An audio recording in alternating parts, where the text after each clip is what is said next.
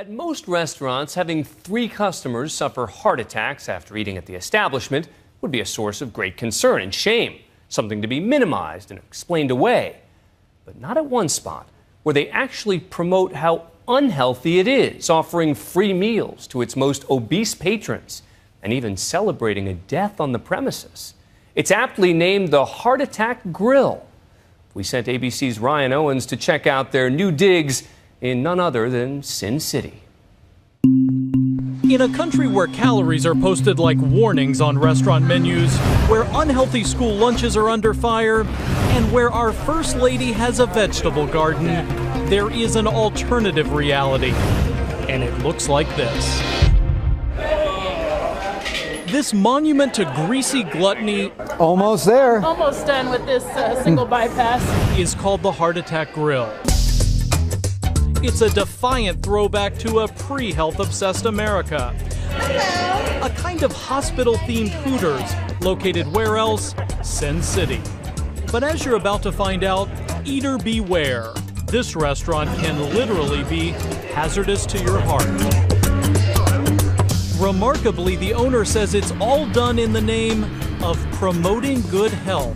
One among us has to tell the truth, and that's what we're doing here. The Heart Attack Grill prides itself on pushing limits, along with belt sizes. Diners must wear hospital gowns. People 350 pounds plus eat free. Their flatliner fries, cooked in lard, are unlimited. Thirsty? Try the all butterfat shake. Or maybe a shot of vodka served in a prescription pill bottle. And new to this menu, a burger with 8 patties, almost 20,000 calories.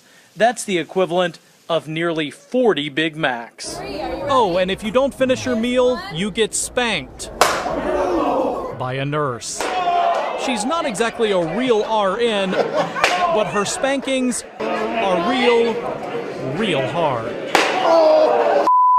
The restaurant and all of its repulsive excess seems right at home among the tourist traps in downtown Las Vegas. Its owner, perhaps the ultimate Vegas showman, are you going to finish your burger next time? Yeah, I'll try. Is John Basso. As part of his act, he likes to be called Dr. John. Now breathe in for me.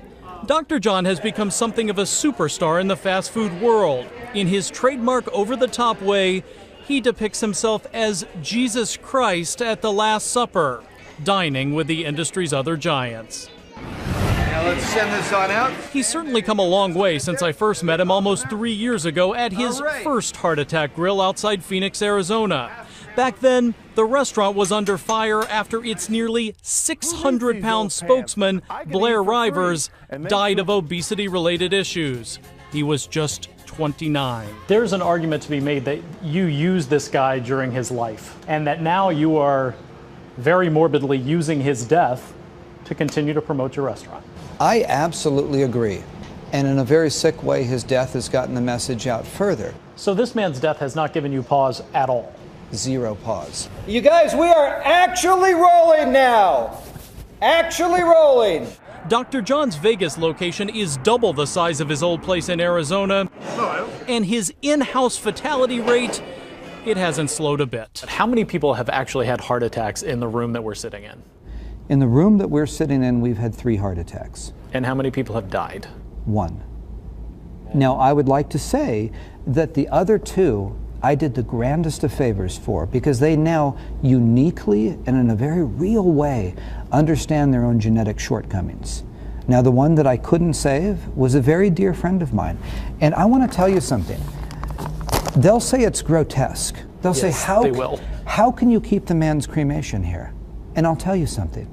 I am setting the bag on the table. And I challenge any other restaurant to set the bag on the table. I'm talking about a bag of truth, about what's not going to happen if you don't listen to me. This will happen.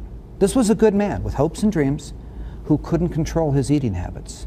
Inside this bag are the remains of yet another spokesman, John Ailman. He ate at the restaurant every day. But people are actually dying.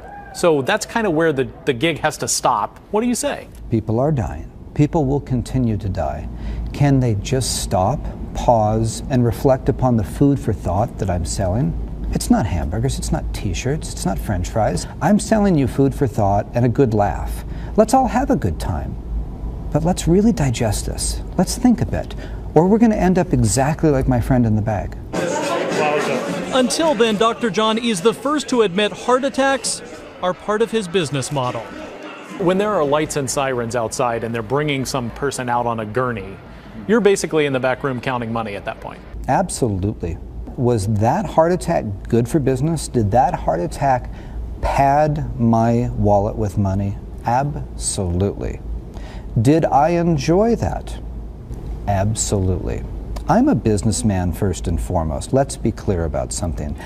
I'm not peddling hamburgers to small children without parental guidance. These are adults purchasing a legal substance from me. I want one and only one thing. I want my message out there loud and clear. I am a believer that when people hear my message, the net health benefit to society is incredibly good. It's true that before he served up artery-clogging, gut-churning meals, he ran fitness clubs and diet centers. But real nutritionists aren't buying a word out of this fake doctor's mouth. It sounds to me like he's appealing to very base instincts and certainly playing into people's enormous resentment about being told what to eat. If he's making a living and making money doing this, obviously there are people who really respond to this, and he's marketing to them. Here's the thing. Our restaurant serves bad-for-you food. Other restaurants serve bad-for-you food. We're honest, they're not. Plain and simple, if everybody collectively got together and told the world all restaurant food is bad for you, then maybe we would save a few lives. Because I don't want to see people dead. Now, if they do die here, I'm not going to lie to you. That's great for business. I'll say it again. Death is great for business at the Heart Attack Grill. Somehow, in the 3 years since we first met, Dr. John has found a way to be even more exploitive. He recently hired a very short nurse who speeds around in a mini ambulance delivering beers. Coming to Hag has its perks. Mike's my hero. He also found a new spokesman for the restaurant. 460-pound Mike Lee just suffered his first heart attack, but he's still alive and shilling. How you doing on the program, Mike? Great. And while people keep dying, the Heart Attack Grill keeps thriving. We've both doubled in terms of money, in terms of square footage, but we've exponentially grown when you want to talk about extending the message. Dr. John hopes to continue to grow and expand his morbid message to an even bigger audience, perhaps in a city near you. Fine, son. Keep eating. I'm Ryan Owens for Nightline in Las Vegas.